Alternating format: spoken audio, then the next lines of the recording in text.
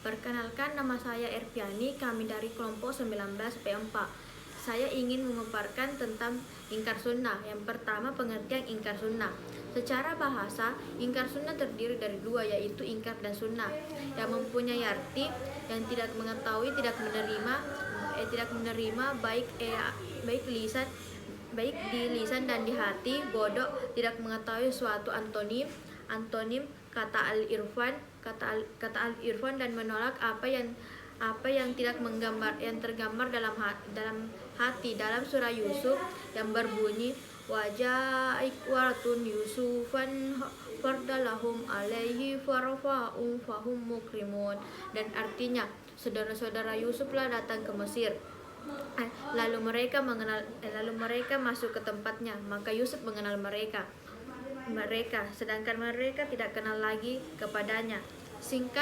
Singkatnya, ingkar secara terminologi berarti menolak dan menolak, mengetahui, tidak menerima sesuatu baik lahir dan batin, atau lisan dan di hati, yang dilatar belakangi oleh faktor ketidaktahuan atau faktor lainnya, misalnya karena gengsi, kesombongan, keyakinan dan lain-lain. Sedangkan kata sunnah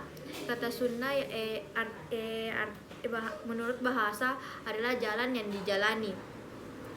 Kata ingkar berarti menolak. Tidak mengetahui dan tidak menerima baik di hati atau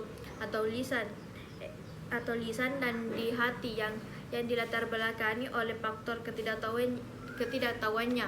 Oleh karena orang yang menolak sunnah sebagai hujah disebut hujah dalam beragama. Oleh ahli hadis disebut ahli bidah, dan menurut hawa nafsunya. Mereka ahli bidah yang mengikuti kemauan dan hawa nafsunya, bukan kemauan hati dan pikiran. Adapun istilah-istilah yang pertama paham yang timbul dalam yang menolak hadis atau sunnah sebagai ajaran Islam setelah Al-Quran. Yang kedua, suatu paham yang pada sebagian minoritas umat Islam yang menolak dasar hukum dari sunnah sais atau sunnah praktik atau yang secara formal didodifikasikan para ulama baik secara totalitas mutawatir atau ahad atau sebagian saja tanpa ada alasan yang dapat diterima. Baik, yang kedua, sejarah ingkar. Saya akan menjelaskan sejarah ingkar sunnah. Sejarah perkembangan ingkar sunnah pada sunnah hanya terdiri dua, yaitu pada masa klasik dan modern. Kemudian hilang dari peredarannya selama kurang 11 abad.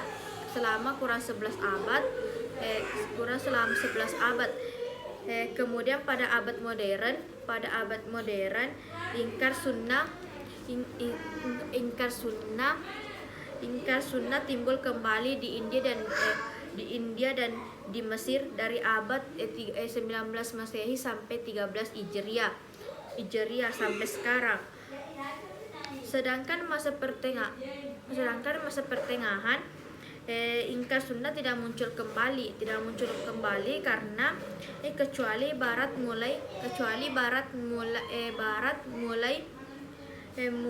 mulai meluaskan kolonialismenya ke negara-negara India. Yang pertama, ingkar sunnah pada klasik. Ingkar sunnah pada klasik terjadi pada Imam As-Syafiq yang menolak kehujahan sunnah Islam dan menolak sumber hukum Islam. Islam baik mutawatir atau ahad. Yang kedua, ingkar sunnah pada masa modern. Pemikiran mengenai penolakan sunnah muncul kembali pada abad keempat. Pada abad ke-14 Hijriah setelah abad ke-13. Abad ketiga, pemikiran seperti itu kelak ditelang Saman. Mereka muncul dengan bentuk dan penampilan yang berbeda dari ingkar sunnah periode klasik yang mana kemudian mereka lebih terpengaruh pada pemikiran kolonialismenya yang ingin menghancurkan dunia Islam. Baik, yang ketiga yaitu saya akan menjelaskan klarifikasi.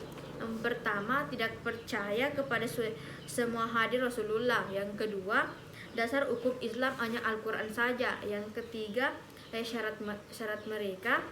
Yang keempat, salat mereka bermacam-macam. Ada yang salat 2 rakaat saja dan ada juga yang mengingatkan saja.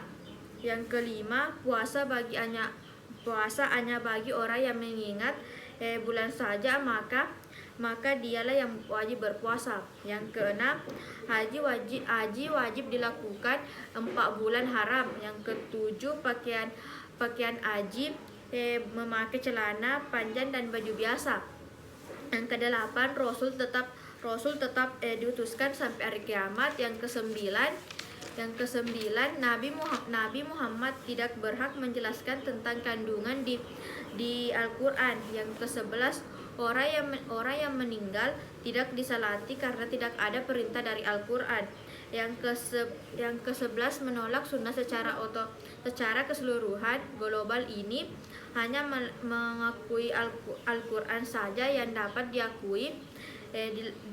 dijadikan hujah. Yang ke-12, tidak menerima sunnah kecuali yang semakna dengan Al-Quran. Yang ke-13, hanya menerima sunnah mutawatir saja dan menolak selain mutawatir, yakni sunnat ahad. Dan yang ke-14, namun dengan adanya kelompok pengingkaran sunnah ini diselingi pula dengan munculnya argumen dan batahan ingkar sunnah antara lainnya. Baik, selanjutnya yaitu argumen ingkar sunnah.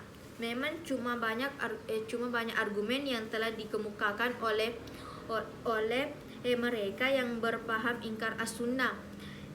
Baik orang yang menolak yang ingin hidup pada zaman asy-syafiq maupun yang hidup pada zaman sesudahnya. Baik, argumen nagli yang dimaksud dengan argumen nagli tidak hanya berupa ayat-ayat Al-Quran saja, tetapi juga berupa sunnah atau hadis Nabi. Baik, argumen non-nagli. Yang dimaksud dengan argumen non-nagli adalah argumen yang tidak berupa ayat atau hadis. Baik, yang terakhir, tokoh-tokoh ingkar sunnah. Tokoh-tokoh ingkar sunnah yang pertama taat kepada Allah. Yang kedua, Allah telah mengajar Al-Quran kepada Rasul. Yang ketiga, Al-Quran adalah omongan Allah dan omongan Rasul. Yang keempat, keterangan Al-Quran itu ada di dalam Al-Quran itu sendiri. Yang kelima, semua keterangan yang datang dari Al-Quran adalah hawa. Selanjutnya yang dua, menurut Abdurrahman. Yang pertama, tidak ada azan. Yang kedua, seluruh salat masing-masing hanya dikerjakan 2 rakaat. Yang ketiga, puasa Ramadan hanya dilaksanakan bagi yang melihat bulan saja berdasarkan surah Al-Baqarah. Ya, itulah pemaparan dari saya. Assalamualaikum warahmatullahi wabarakatuh.